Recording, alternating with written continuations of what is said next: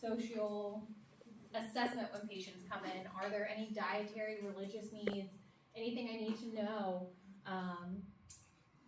to care for you better, right? So assessing that. Remembering to treat every patient with kindness and respect. We all have implicit bias and we always have to put that to side, right? You guys heard that term before, implicit bias. So knowing what our implicit biases are and acknowledging that, you know, it takes a little bit of self-reflection to be able to do that and know what your implicit biases are and how to address them. Non-traditional families can also include teenage pregnancies, right? What about teenage pregnancies can be difficult? Not acceptance of parents. Yeah. Their parents. Their parents. About school. Like, what do you do once you have this baby? Do you go back to school? Online. I would hope that you can go back to school, right? Ideally, that would be in your best benefit, but you've got to have a good support system to be able to do that kind of stuff too, right? You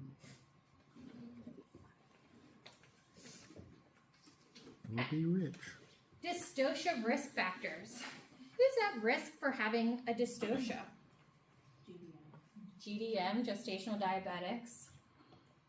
Who else? Okay, someone with too much fluid. Big baby. Big baby, macrosomic baby. Microsoft, yeah. Who else? Older patients. Older patients, advanced maternal age. How about someone who's had a previous shoulder dystocia? Yeah. OP. A baby that's OP, so malpositioned. While shoulder dystocias are rare, there are factors that can contribute to the risk. Maternal risk factors of shoulder dystocia include a previous history, or excessive weight gain during pregnancy. We had a patient also this week who had gained 85 pounds during her pregnancy. And she was unable to deliver her baby vaginally and ultimately ended up as a C-section. But that baby was also 10 pounds, 10 ounces, so. Typically, the biggest reason is macrosomic, a really big baby, but sometimes it can be due to that pelvic shape also. Does anyone remember what pelvic shape is ideal? Gynecoid? Gynecoid, right. So comorbidities that are typically associated with shoulder dystocia are gonna be that diabetes, maternal obesity, pelvic stenosis, positioning challenges with the baby.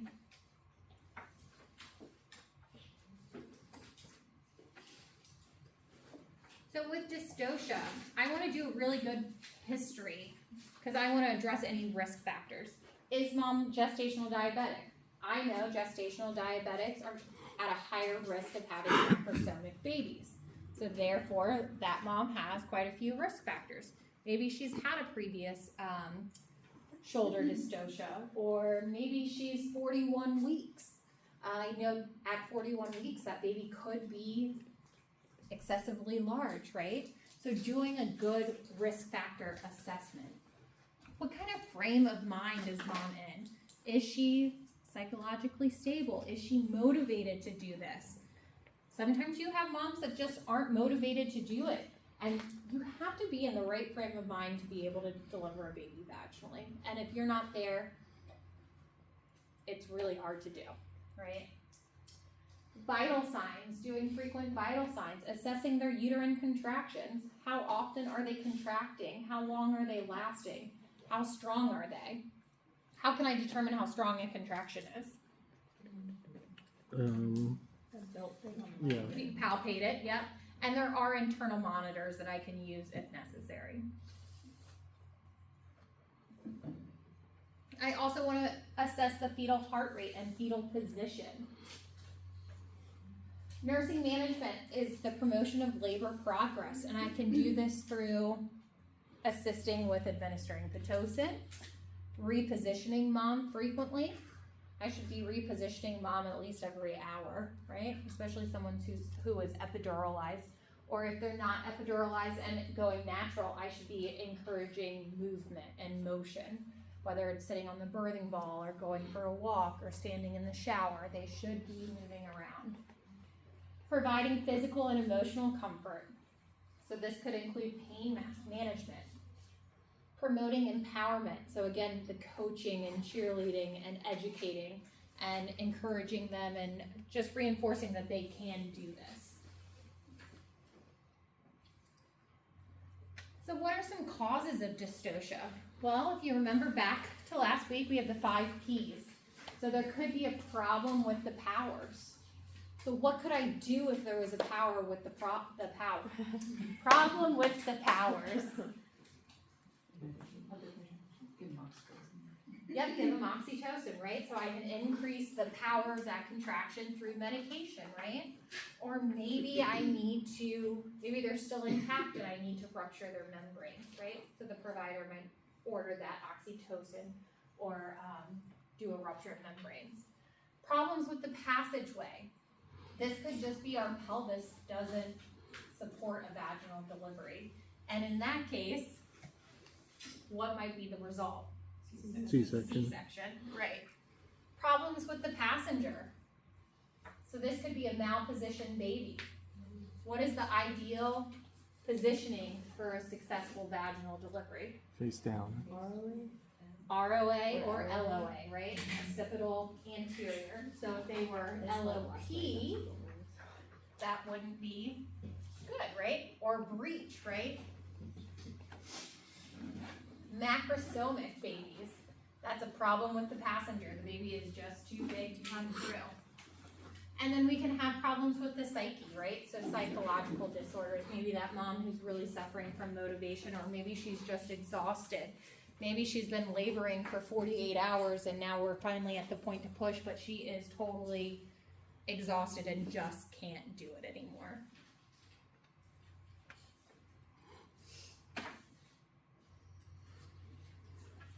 So a shoulder dystocia is a mechanical problem during birth in which the obstruction of fetal descent and birth by the axis of the fetal shoulder after the fetal head has delivered. So the fetal head is out, okay, but the shoulder cannot come out. Is that the one where sometimes they have to break the Yeah. clavicle? Yep. So sometimes these babies end up with a clavicle or humerus fracture due to certain maneuvers that we do to try and get the baby out. So some things that I want to document with shoulder dystocia is making sure that I document what time the fetal head is delivered. It's really important to know what time the fetal head is delivered and then what time the full baby is delivered, because that'll tell me how long the shoulder dystocia was lasting. There are a couple different maneuvers I can do for shoulder dystocia. The first one is called McRoberts, and that is when I'm gonna lay the head of the bed completely flat, and I'm gonna pull the knees, like hyperflex the legs, so pulling the knees almost back to the ears, if you will, so they are really, really curled up. So it typically involves a nurse on both sides of the bed, right? We're gonna really pull those legs back, and what that's gonna do is kind of change the angle of the pelvis to hopefully get the baby to pop up underneath the pelvic bone. If that doesn't work, I'm gonna apply suprapubic pressure, which is exactly what it sounds like. It's gonna be light to moderate pressure directly above the suprapubic bone, and what I'm doing is trying to press that shoulder down to get it to pop out from underneath that pelvic bone. If that doesn't work, there are maneuvers that the provider can do, involves some corkscrewing and turning, and then of course breaking the clavicle. What was that first maneuver called, you said? McRoberts, Okay, thank you. and then suprapubic pressure. So this is a dumb question, but they intentionally break the clavicle? Oh my gosh. I mean, if the baby's head is hanging out, like you gotta It's do been something choked. to get the baby out, right? So risks outweigh the benefits, right? Yeah. Is it because the baby's shoulders are too big? Because the head's the largest part, so why would the shoulders like have? It could be malpositioning, it could be that they're just too big. It could be the shape of mom's pelvis, could be a lot of different reasons. The head's the biggest part, but it's also squishy. Yeah, yep, so we have the capit and the molding, so if the shoulder is like, if they're in like a weird extended position where the shoulder is back and caught, like they, you know, Yeah. can't necessarily twist it out. So a lot of times you don't know a shoulder dystocia is gonna happen, right? So you've gotta be ready for it at any point. So a shoulder, you know, we have risk factors for a shoulder dystocia, but doesn't mean that just because they have the risk factors, doesn't mean that they're gonna have a shoulder dystocia, right? And it could be somebody that you're least expecting to have a shoulder dystocia has that shoulder dystocia. So as the baby delivers, the head is delivered, typically the baby shows a turtle sign, which is kind of what it sounds like. It's like a turtle. The head comes out, and the head goes back in. The head comes out, it goes back in. And when the provider sees that, the provider is gonna signal to the nurses, hey, get ready for a shoulder dystocia. Go ahead and do McRoberts. If that doesn't work, they'll tell you do suprapubic pressure. So you said write down, document to like the first one being the time the fetal head was delivered. So if it keeps going in and out, would you change that time or the first time it came out? So it's out, the head is out, But not but all like the the way? cheeks get squished, like so it doesn't go all the way in, if that makes sense. Okay. It's out, but it like wants to suck back in, but it's not going all the way back in. So you see it in their cheeks, Okay. really, if that makes sense. Yeah, that does. Okay. So once you do McRoberts, you're pretty much staying like that though for the rest of the birth, right? Delivery. Yeah. Mhm. Okay. Yep.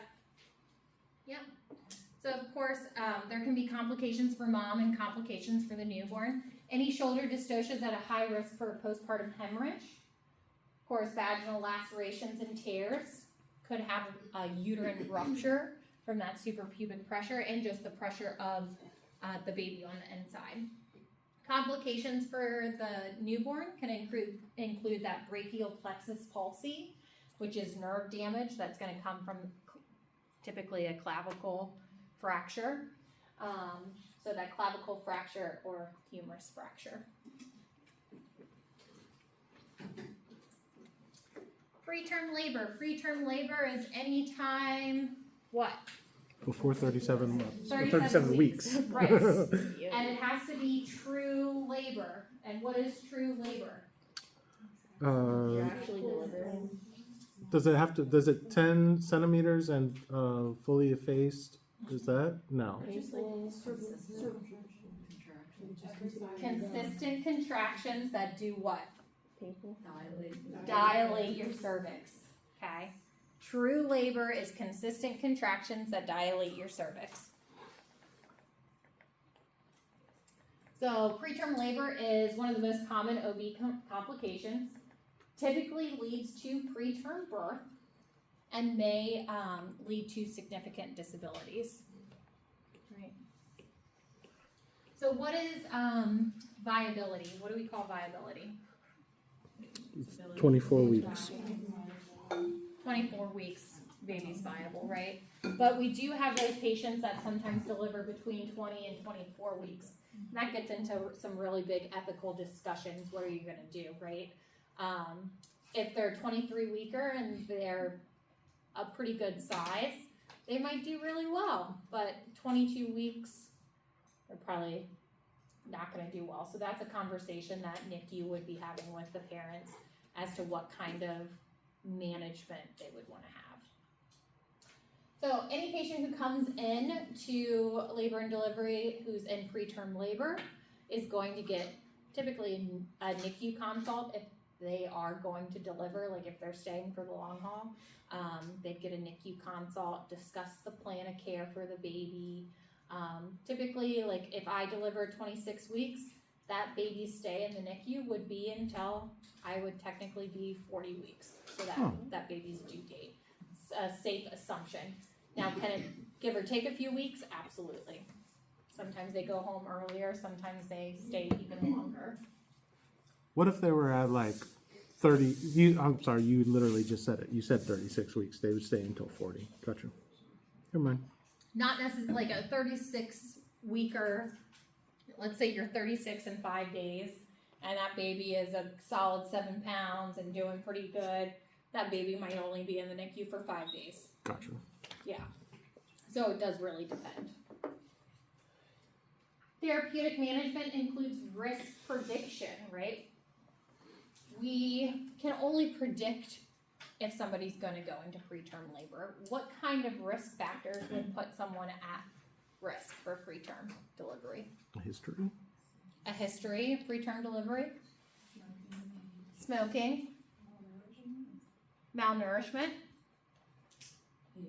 age, someone who's advanced maternal age, incompetent cervix, Drug use? drug use, yeah, absolutely, cocaine, crack, heroin, Trivia, previa, can that be able? it could, yep, Trauma. trauma, some sort of abdominal trauma, right? How about infection? Oh yeah. Yeah, UTIs, those are a really big one actually. So we can give tocolytic drugs to help manage preterm labor, but I always say if you're gonna go into preterm labor, you're gonna go into preterm labor and there's nothing that we can do to stop it. We can give you drugs to kind of slow it down, but it's gonna happen one way or the other. We will give antibiotics prophylactically to women whose GBS status is unknown. GBS is a test that we collect at 36 weeks, and it's a culture, so it takes 72 hours to get the results back.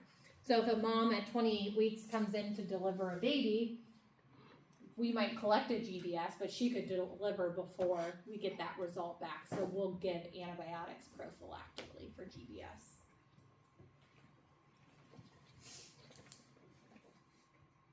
Oops, sorry.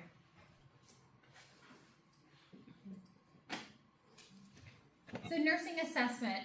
For preterm labor, I need to be monitoring for contractions, right? So contraction patterns, 4 contractions every 20 minutes or 8 in an hour at minimum would signify potential preterm labor. The patient may come in complaining of changes in vaginal discharge, pelvic pressure, low, dull backache, menstrual-like periods, cramps, GI discomforts. They may even complain of diarrhea.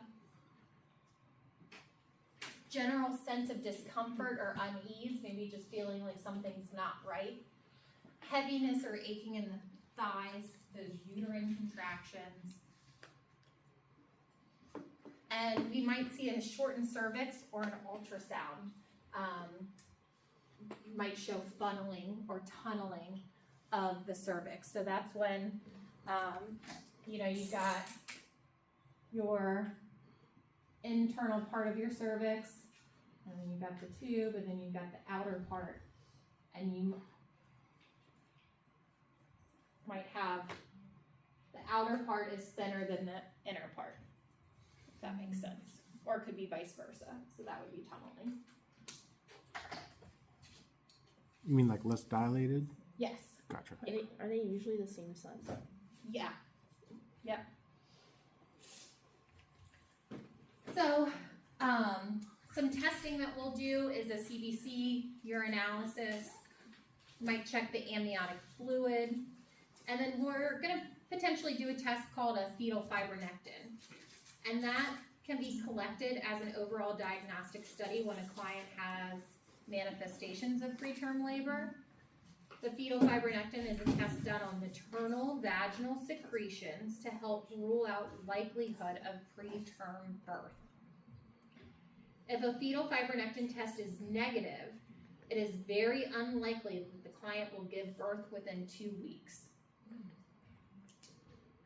However, a positive fetal fibronectin does not necessarily mean that the client is likely to have preterm birth, but they are maybe likely to deliver within the next 2 weeks.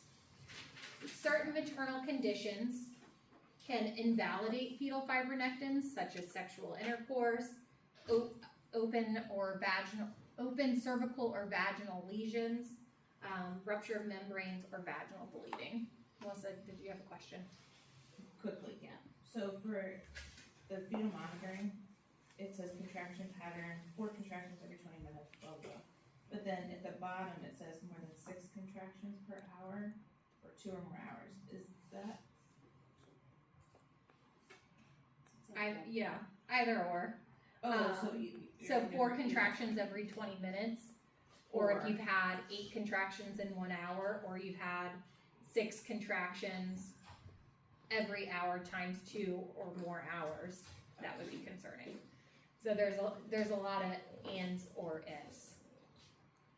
Basically, if you're contracting at all, yeah, more than 6 times in an hour, be concerned. So, in addition to the fetal fibronectin, we can do a transvaginal ultrasound to measure the cervical length. Okay? If the cervical length is less than 2.5 centimeters or 25 millimeters, we would be concerned for preterm labor. So that would be considered a shortened cervix. Typically, your cervix is going to be about 5 centimeters in length, so this would be about half the size. So a positive fetal fibronectin paired with a shortened cervix on ultrasound, that patient would be pretty high risk for a preterm delivery. So nursing management is going to include tocolytic administration, which we'll talk about. We're going to maintain bed rest if ordered. Really, bed rest is not as recommended as it used to be for preterm labor. Because you're gonna go into preterm labor whether you're up walking around or you're laying in a bed. Doesn't matter. You're still gonna go into it. We do want to make sure we're doing some sort of DVT prophylaxis though for these patients, whether it be Lovenox or heparin or STDs. These patients need a lot of education. Again, education on what the course of the plan of care and the course is going to look like for the baby, what the course is going to look like for their delivery, overall treatment plans for her and for the baby. Signs and symptoms of infection, especially if they have a premature rupture of membranes. Again, NICU stay. And psychological support, so getting case management and social work involved to help navigate a lot, because if you go into preterm labor at 28 weeks and you've got this long NICU stay ahead of you, that's pretty scary, right? And maybe you're not financially stable and trying to figure out how you're gonna pay for that. That can be a big concern for patients. Sometimes patients, to prevent preterm labor, will have that cervical cerclage placed, right? And that's typically going to be placed between 12 and 16 weeks, but an emergency cerclage can be placed up until 24 weeks.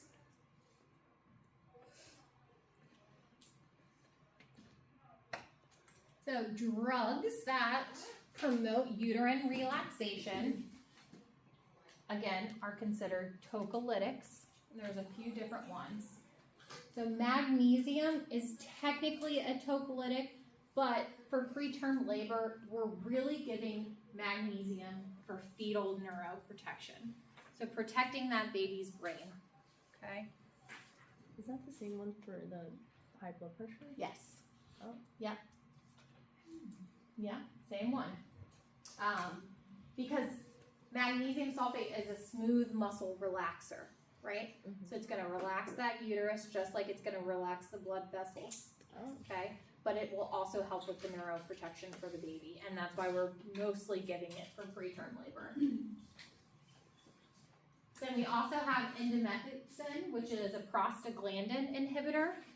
And I know prostaglandins do what? Relax. Prostaglandins are needed to dilate your cervix and have contractions, right? So this is a prostaglandin inhibitor. So it's gonna inhibit those prostaglandins from doing what they need to do to promote labor. This is a PO medication. but we don't typically use it after 32 weeks because it can cause the ductus and the fetus to close. We don't want that to happen.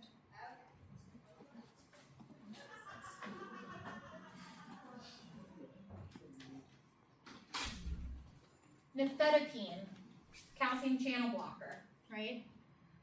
This suppresses contractions by interfering with the movement of calcium. So these patients could come in preterm labor and everything's going really well. They've had no more cervical dilation. They've gotten some magnesium. They've gotten some betamethasone. They've gotten everything that they need. They can actually be discharged home on nifedipine. Okay? Some patients just have very irritable uteruses too, where they're contracting a lot. The contractions may not be doing too much to their cervix, but they're still contracting a lot, and the doctor will just put them on nifedipine. So nifedipine is typically given 3 to 4 times a day, and that's something the patient can take at home or while they're in the hospital. If the patient has normal blood pressures, can that cause hypotension? Depending on that? Yeah, because it's a calcium channel blocker, right? It is a hypertensive medication. So that would be something you would want to monitor with this patient is hypertension. Okay. Terbutaline is a sub-Q medication, short-term use, can cause fetal and maternal tachycardia and maternal pulmonary edema. Terbutaline is a medication that we give to try and relax that uterus. I actually had to give it on a patient who was full term in labor because she was contracting too much. She was contracting every minute, and we needed to slow these contractions down because the baby wasn't tolerating labor anymore. So I gave my 40-week patient who was like 8 centimeters terbutaline because I needed to slow her contractions down. They will slow them and stop them in some cases, but again, like when you're going into labor and your body's not going to stop it, right? But terbutaline kind of makes you feel really off because it increases that heart rate so much, and it kind of makes you feel jittery, like you got really excited or nervous, and you get a little sweaty and a little hot. Too many flush. puffs on the old albuterol. Huh? Too many puffs on the old albuterol. Yeah, like too many puffs on the old albuterol, right? Okay. Then we have steroids that we give to the baby. We give steroids, not to the baby, steroids to the mom, but the steroids are going to help with fetal maturity of the lungs, right? Because the lungs are one of the last things to fully develop on the baby. So these steroids are going to help promote fetal lung maturity.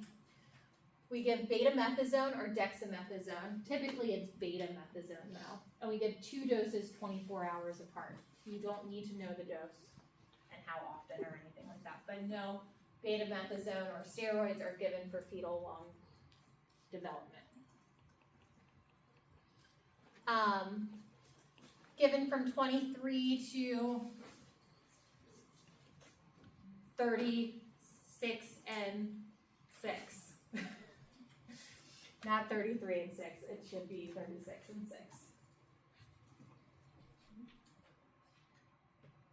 Okay. It's not routinely repeated, but sometimes we do repeat it. So let's say mom comes in labor or preterm labor, she's 25 weeks, but we get all the contractions stopping, she is no longer dilating her cervix, she's gotten her mag, she's gotten her beta, she's gotten all the things, she's going home with nifedipine. She comes back at 34 weeks, almost 10 weeks later, right, to in preterm labor. We might give betamethasone again, because it has been a while. So magnesium sulfate for neuroprotection, typically we're gonna give a 4 to 6 gram IV bolus over 30 minutes, and then they're gonna get 2 grams an hour for at least 24 hours, okay? And we treat for preterm labor up until that 37 weeks, right? So if they're 36 and 6, they could get magnesium. So magnesium is a smooth muscle relaxer, right? So what are some key assessment data I might look for? Blood pressure. Blood pressure, okay. Nausea. Okay, nausea. What else? GI movement. It'll slow that down. Constipation. Hmm. Constipation. Maybe. Like incontinence? No. What are key assessment data pieces for magnesium? Oxygen. Cramping? Okay, cramping. We're getting closer. What am I gonna assess on someone who's on magnesium? Oh, heart. The heart. The heart rate. Okay, what else? Cervical dilation. Maybe. Temperature? Temperature. They'll definitely get that assessed, but that's not key. What are my key assessment data? We've got, You know. I want to make sure my patient isn't getting mag toxic, right? Oh, Because yeah. we could suffer from magnesium toxicity because I'm giving magnesium to somebody who most likely has a normal magnesium level. So I'm getting them into a high therapeutic range. So I know magnesium is processed out through my kidneys. Oh yeah. So I want to make sure their kidney output is good, at least 30 mLs an hour. What might it do to my reflexes? Oh, the, like. Phosphorus? They're gonna be hypo because it's a smooth muscle relaxer, right? So it's going to decrease my reflexes. What's it gonna do to my respiratory rate? Decrease my respiratory rate. Okay, there's some key assessment items for magnesium: reflexes and Respiratory rate. respiratory rate. I remember that. Okay. So someone who doesn't have good urinary output, I could see hypoactive reflexes on, right? I could see a decrease in respiratory rate. They might start to be feeling really bad. Okay. Because they're starting to get a little bit mag toxic. Antibiotics, I will give those if the patient has a documented infection like a UTI or preterm labor with preterm premature rupture of membranes. Or I don't know what their GBS status is, then I would give antibiotics. I wouldn't just give antibiotics for no reason, so not to use it prophylactically, but I am using it prophylactically and for GBS. Do we need to know all meds? The follow. Follow. All the meds, this one. Yeah, I would know a lot of the meds. You'll get a study guide that has the specific medications that you should know, but nifedipine, magnesium, betamethasone, Rogam. Trying to think of all the meds that I put on the study guide. Yeah, you'll get a study guide. It'll be posted in the same place. Be posted today, sometime after class. Don't worry. Okay. All right. Postpartum pregnancy. So this is a pregnancy occurring past the end of 42 weeks. Unknown etiology, which is, you know, some women just don't go into labor, right?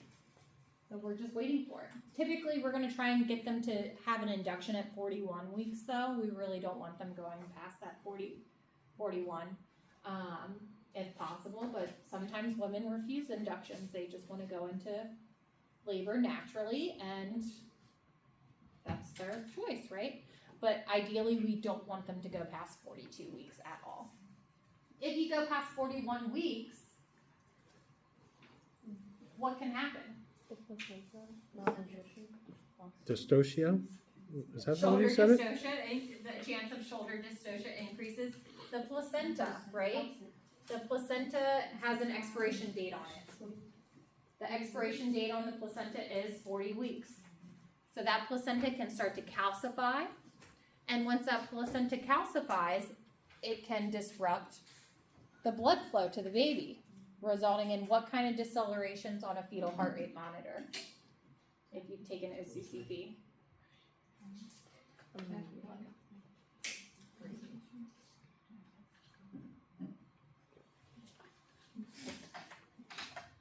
Remember, Decelerate?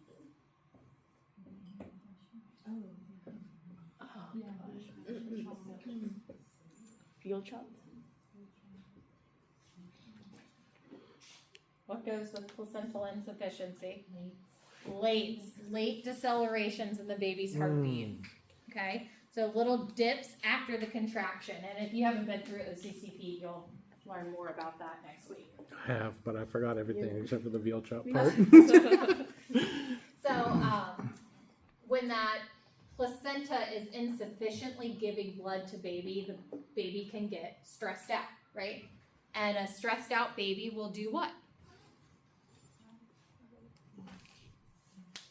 Have the dips in the heartbeat that results in sometimes the baby pooping in the womb, right? And we call that Meconium. meconium stained fluid, right? So when the patient ruptures, the fluid looks like pea soup, right? Or swamp water. It's kind of gross. Sometimes the babies can be a little bit stained once they come out too. Their skin will be a little bit stained, and they kind of have a little bit of an odor, like a little poopy odor. So that's a big risk is meconium, right? And we have NICU at delivery. Why would I be concerned about meconium being in the fluid? Infection. Infection, right? Of who? Well, baby. Baby or mom too, right? Mom can get infected. So chorioamnionitis. So if she starts to spike a fever or something like that. But that infection can also get passed to baby. So again, fetal risks include macrosomia, previous shoulder dystocia, or shoulder dystocia, brachioplexial injuries, low APGAR scores sometimes, post-maturity syndrome, cephalopelvic disproportion, which is just a fancy word of the head's too big for the pelvis. Maternal risk factors could be increased risk for C-section, increased risk for dystocia or birth trauma, postpartum hemorrhage because of the macrosomia, big babies cause postpartum hemorrhages, and infection. Nursing assessment wise, I need to know the EDD, right? To know if they are post-term, and I can figure out the EDD based off of what? The LMP, and I can figure out the due date by using Nagel's rule. Good old Nagel. Good old Nagel. Wanting to assess fetal movement, non-stress test twice weekly. So if somebody is insistent, I'm not coming in for an induction, we're probably going to send them to the hospital or the doctor's office to have that baby monitored at least twice weekly because those babies have a higher risk of even fetal demise, right, after 40 weeks. Cervical exams, making sure the client fully understands risk factors of going post-term and doing as much education as possible. Nursing management is fetal surveillance, decision for labor induction, support, education, and that coaching intrapartal care.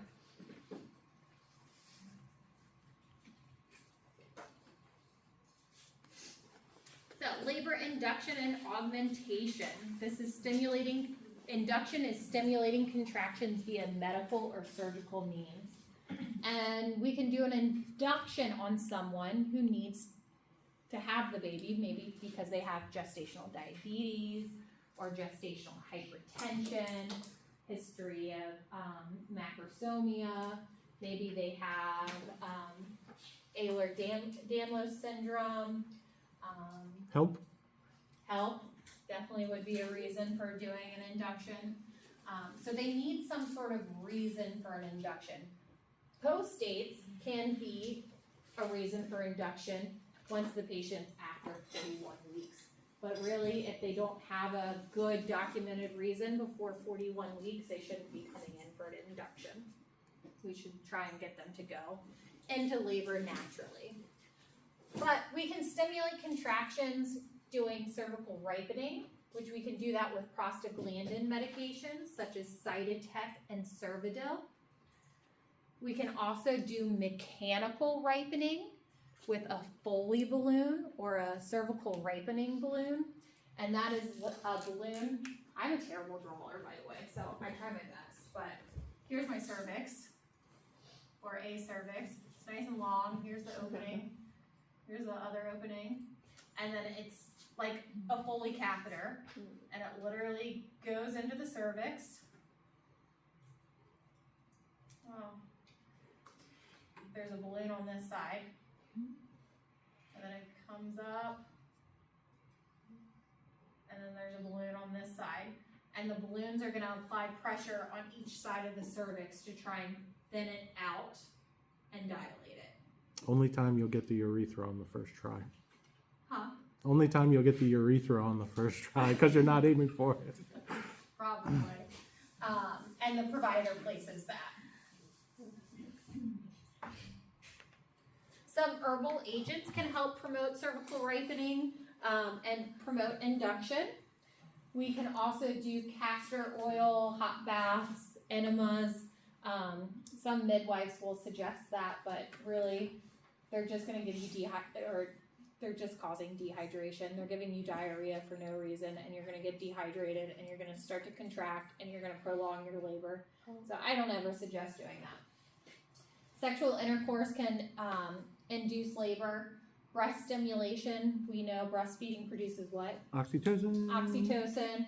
Oxytocin promotes contraction, so we would call it nipple stimulation. Sometimes midwives will have the patient put on breast pumps and let the breast pumps kind of stimulate the nipples and milk production, and that can kind of trigger some labor. Pharmacological agents and oxytocin, of course, we can use for induction. Then we have augmentation. And augmentation, the patient has to what? Already be in labor. Already be in labor for us to augment. So it's enhancing the ineffective contractions after labor has begun. And we can do that through artificial rupture of membranes or the administration of oxytocin. So we might do an augmentation if labor's prolonged. Premature rupture of membranes, gestational hypertension, cardiac disease, renal disease, chorioamnitis, history of dystocia, intrauterine fetal demise, and diabetes are some reasons that we might augment.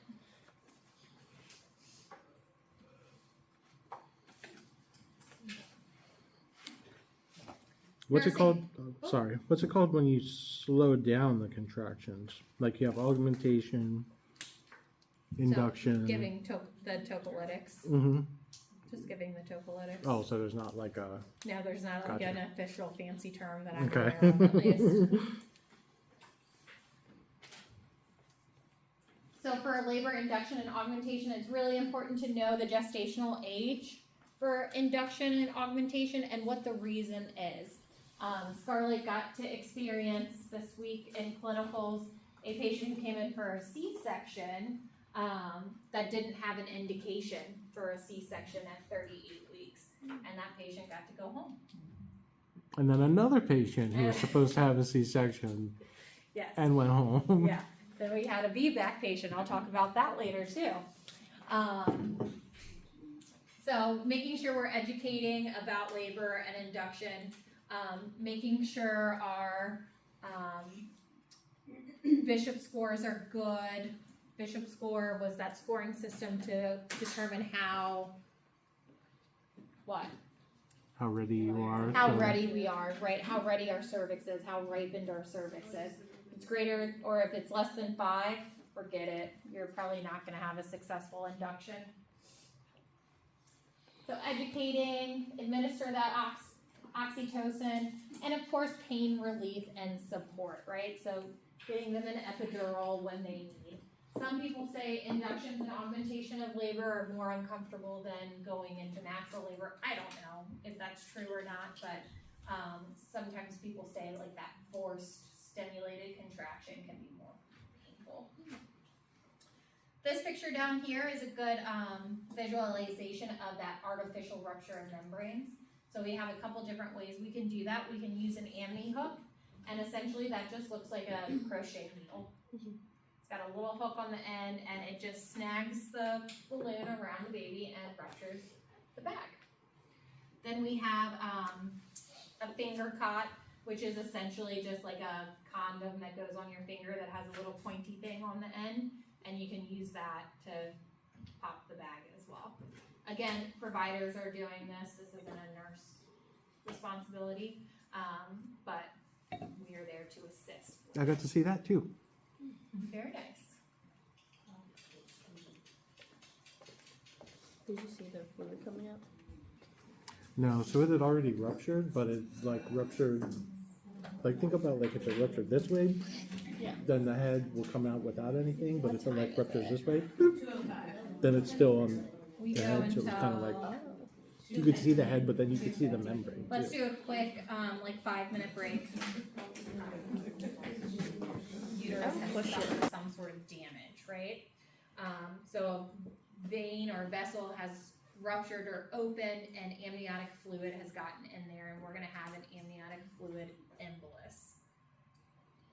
Within minutes of the mixture of the amniotic fluid and the maternal blood, the woman experiences dyspnea and cyanosis, followed by respiratory distress and respiratory arrest.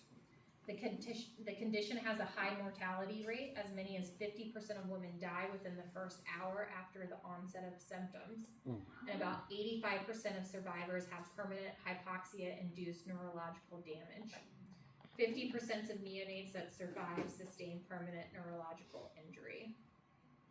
So some risk factors here are placental abruption, uterine overdistension, fetal demise, eclampsia, amniocentesis, uterine trauma, oxytocin stimulated labor, MALTIPS, which are multiple pregnancies, AMA, advanced maternal age, and rupture of membranes.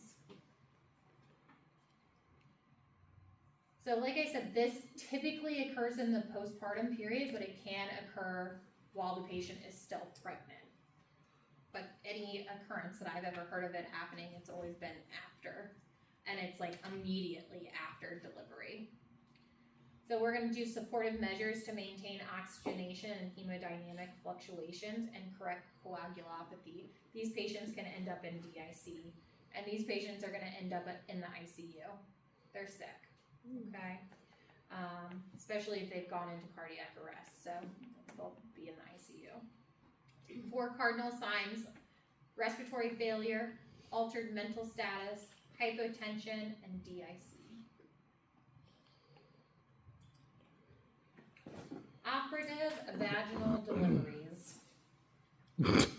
Episiotomies, forceps-assisted births, and vacuum-assisted births.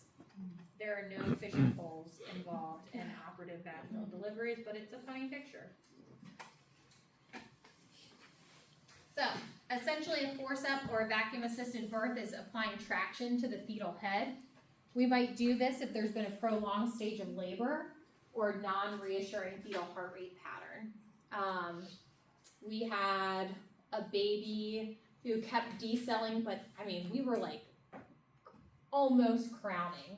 So, and it was a midwife patient. The midwife called for the provider to come because she thought we were gonna have to end up vacuuming. The baby was so close, I mean, too close to go back for a C-section or anything like that, but ultimately we didn't have to do a vacuum delivery. Oh, so there is like a we're too far into this to go and get a C-section?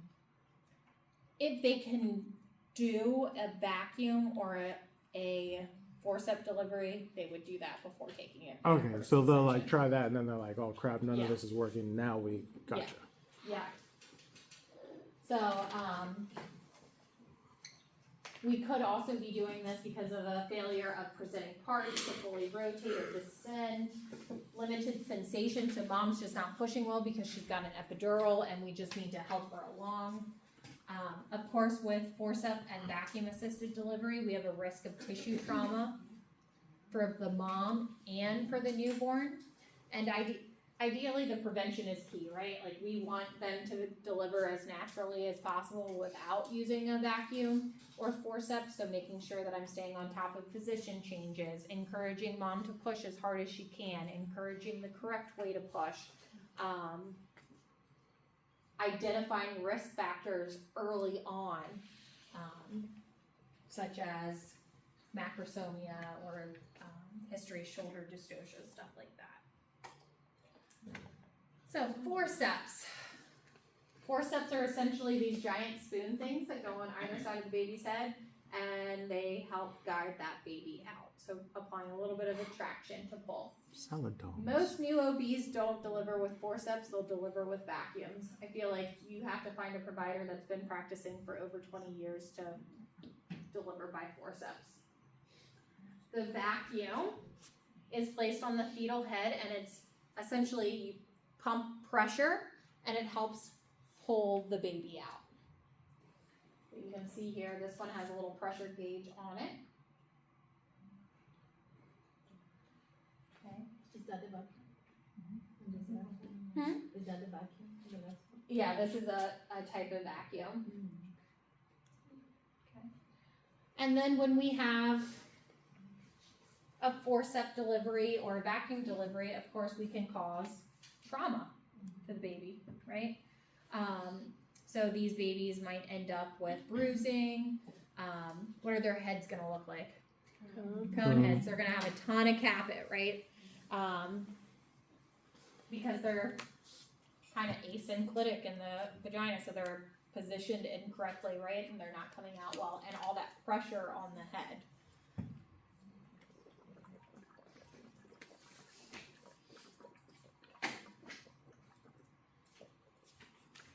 So episiotomy. Episiotomy is a surgical incision essentially that's cut into the perineum to help with tearing, but also to potentially make the hole a little bit bigger to allow the baby to come out. So location of the episiotomy could be straight down or it could be to the side. And then of course they're gonna suture it just like they would a vaginal laceration or tear. Episiotomy recovery is kind of painful. It's really not done that often anymore. It's actually something that like insurances collect data on providers for, because we want it really to be a last ditch effort. And there was a time frame where providers would just cut episiotomies just to speed things along, and they don't want that happening, right? Jesus Christ. So a risk for operative vaginal delivery, of course, lacerations to the cervix and soft tissues. Typically these patients are gonna have more perineum swelling, so needing a lot more ice and sitz baths in the postpartum period. They might have hematomas. Operative assisted delivery is that those patients are at a higher risk for postpartum hemorrhage and for infection in the postpartum period. Baby can, of course, have the bruising, facial scalp lacerations, may have facial nerve injuries, cephalehematomas, so like a large hematoma on the head, so a little like blood-filled area, and caput. So some of these pictures here, you can see the baby's got some damage on the face there. This baby has a full outline of a forceps on their face and a bruise. This baby has caput and a weird side of the head. They were coming down crazy. And caput for this one.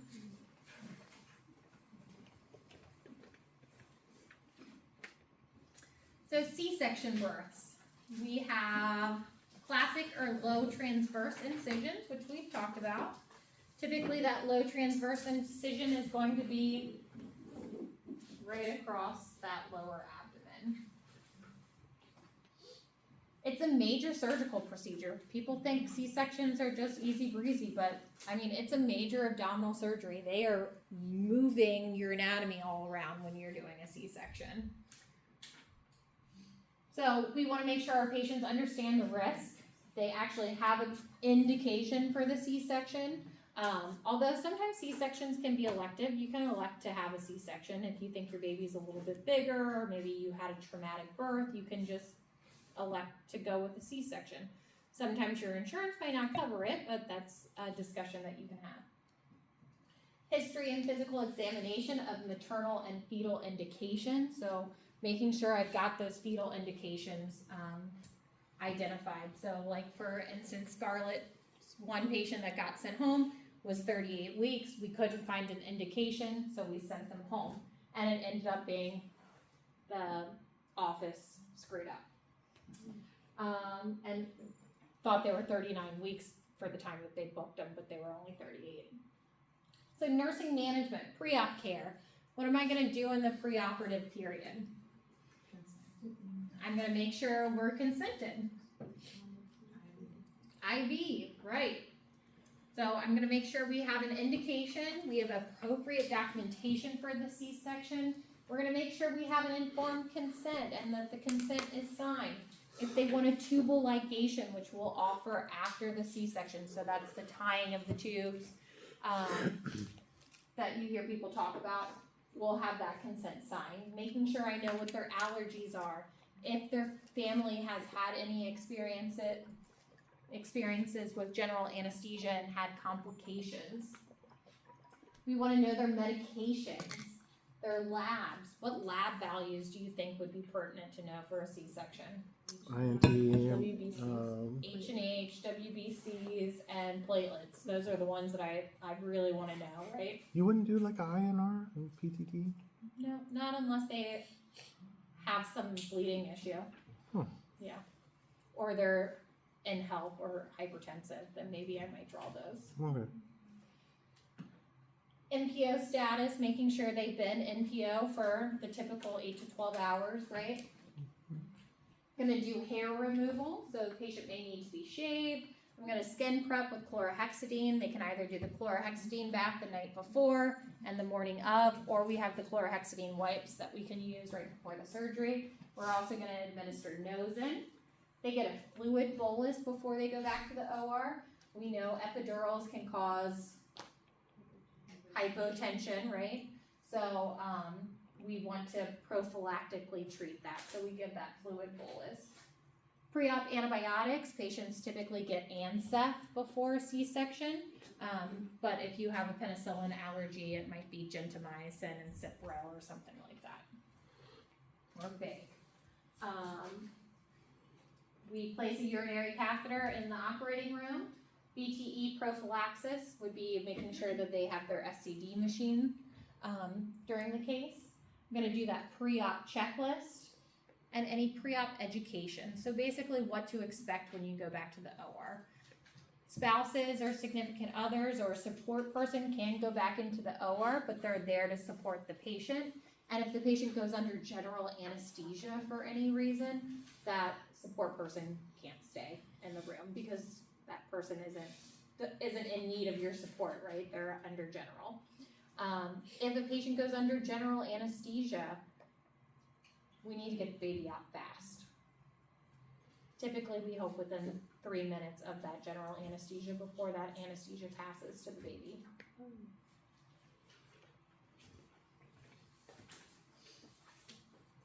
So of course, we can have post-op maternal complications, wound infections, wound dehiscing, ileus, any basic surgical complication, right, can be a complication of C-section. Hemorrhaging, aspiration, pulmonary embolism, atelectasis, urinary trauma or UTI from the Foley catheter. So monitoring for all of these afterwards. Have you guys ever seen the Pico dressings? No, sometimes we use Pico dressings. They're like little mini wound vacs And it's like a little ABD pad with clear tape that goes over it, but it's got its own little like cassette, and it applies positive pressure to help close the wound. The wound is completely sutured closed, but that just applies additional pressure. A lot of times we'll use it on higher BMI patients. So those are pretty cool. But I've also had patients who completely dehisced and had wound backs. Actually, when I was teaching fundamentals last semester, we had a patient up on 3G who was like a week post-op, had a wound back. Actually, she might have been like 2 or 3 weeks post-op. Had a wound back, and it still was like not right, and it was a huge open. Her wound was massive, and we had to pack it. It was crazy. So some people just don't heal well, right? And then on top of it, you've got a baby that you're trying to care for. All right. Cardiac arrest management. Moms need CPR too, right? What's the most important thing if you're doing CPR on a mom? Proper placement Proper placement, which is what? between the nipples. Okay. Same place as someone who's not pregnant, right? Well, we're gonna do one thing differently. Hold the baby. We're gonna push that baby off that vena cava, right? Because what position does mom need to be in? Left lateral recumbent. Mom needs to be flat Oh, to but give CPR, right. Mom needs to be flat in order to give good compressions. But we've got maybe a full-term baby pressing on that vena cava, so what are our compressions doing? Nothing. right. So you need somebody to displace that uterus, push that uterus off to the side. We have 4 minutes to get that baby out when we start CPR. So we want to start CPR or recognize early. We want to remove our TOCOs and our fetal monitoring systems, right? Because if the patient needs to be defibrillated, we don't want anything on them. We want early intubation, and we very well could be doing a crash C-section in a patient's room. We have or C-section trays that are already set up that we can go into a labor room and do a C-section if need be. And of course, we want to treat the cause. What's causing?